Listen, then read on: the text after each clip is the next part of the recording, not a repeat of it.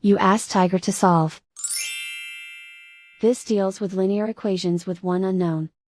The final result is y equals 3. Let's solve it step by step.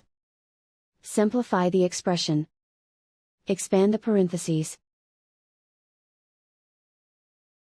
Simplify the arithmetic.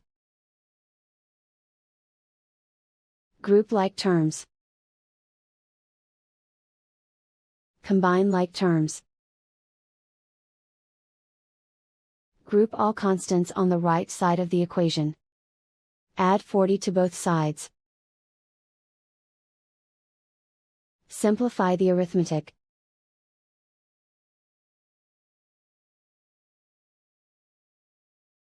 Isolate the y. Divide both sides by 10. Simplify the fraction. Find the greatest common factor of the numerator and denominator. Factor out and cancel the greatest common factor.